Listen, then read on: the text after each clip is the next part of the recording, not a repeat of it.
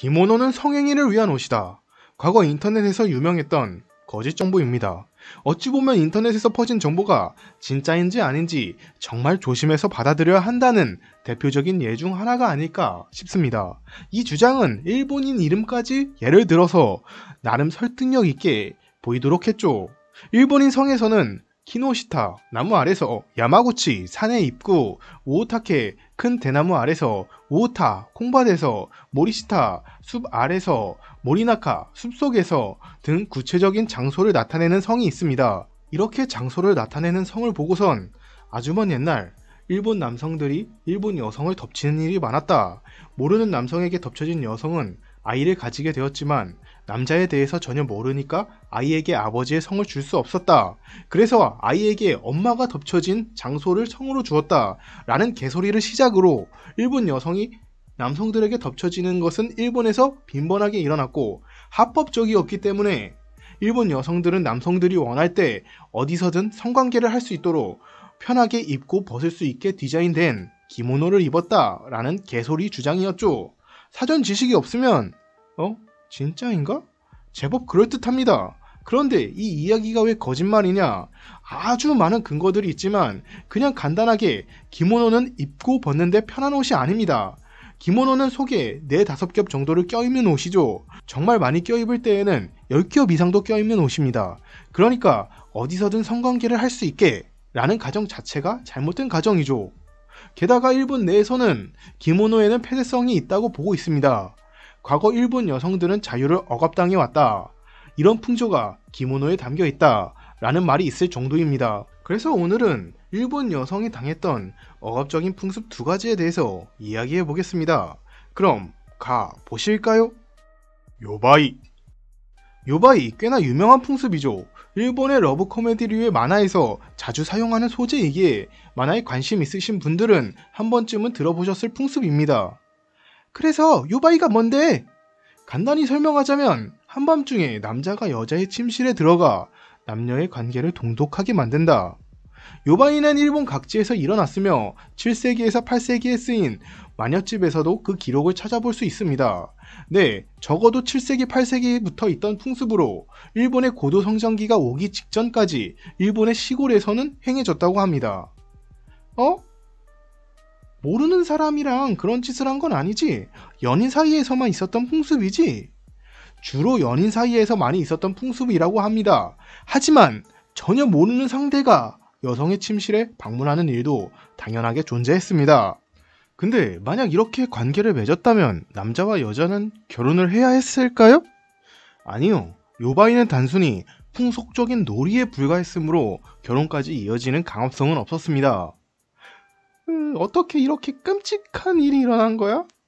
이런 일이 일어날 수 있었던 이유는 지금과 달랐던 당시의 일본의 결혼 문화에서 지금과 달랐던 도덕적인 가치관에서 찾아볼 수 있습니다. 일단 이런 풍습이 있었던 과거 일본에서는 여자들의 인권이 정말 바닥을 기었습니다. 과거 농촌사회였던 일본에서는 마을의 여자들을 젊은 남자들이 공유하는 문화가 있었습니다. 결혼하지 않은 여자나 과부들은 마을 젊은이의 것이라는 말까지 있었으니까요. 와, 실한가? 그래도 이 당시 일본의 결혼 문화를 보면 조금 이해가 될지도... 일단 저는 안 됩니다. 당시 일본은 일부 일처제가 아니라 중혼이 흔했던 시절입니다. 그래서 결혼을 해도 남녀가 같이 살지 않았습니다. 즉, 이 당시 일본에서 결혼은 서로 몰래 만났던 남녀가 당당하게 만날 수 있게 된다라는 느낌이었죠. 남자는 남자 집에 살면서 여자는 여자 집에 살면서 당당하게 만나게 된다, 이런 식의 문화였습니다. 여기서 따로 살고 있는 신랑이 따로 살고 있는 신부에게 가는 일 역시 요바이라 불렀습니다. 이런 배경에서 요바이가 가능했다고 하던데 저의 가치관으로는 이해가 되지 않습니다. 여러분들은 어떠신가요? 아무튼 이 요바이는 아무렇게나 막 하지 않았고 정해진 규칙이 있었습니다. 예를 들자면 결혼한 여성은 건드리지 않는다. 마을 사람들끼리만 행한다.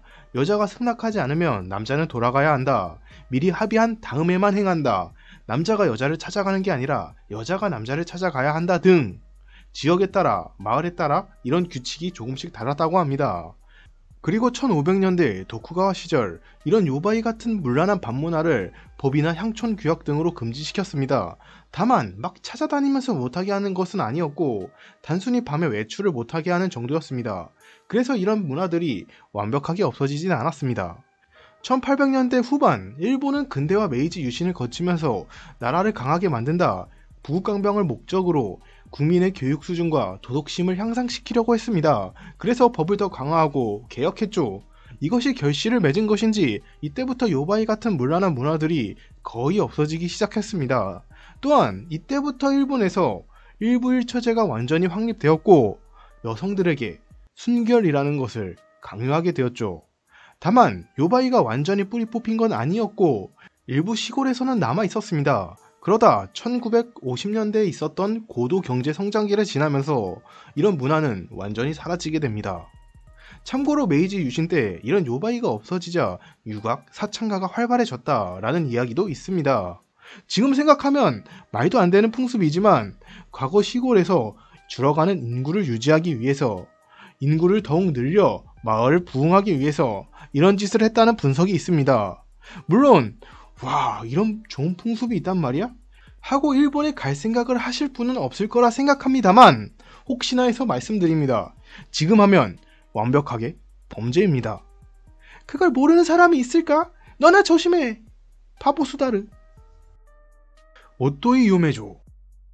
오토이 요메조는 매우 충격적인 풍습으로 주로 에도시대 1600년대에 일본 가고시마현 일부 섬에서 빈번하게 일어났던 풍습입니다. 오토이 요메조를 다른 말로 부른다면 납치혼, 약탈혼, 유괴혼이라고 부를 수 있습니다. 유괴를 해서라도 강압적으로 상대방과 결혼한다 라는 조금 더러운 풍습이었죠. 남자가 여성에게 결혼하자 프로포즈를 했을 때 당연히 이 프로포즈를 받은 상대 여성은 승낙할 자유도 거절할 자유도 가지고 있었겠죠? 그런데 여성이 프로포즈를 거절했을 때 프로포즈를 한 남자가 이 여성과 결혼을 포기하지 못하고 결국 상대방을 강압적으로 덮친 후 억지로 여성과 결혼했던 풍습입니다. 아니 이런 더러운 짓을 한 사람하고 여자가 결혼할 리가 없지 않아?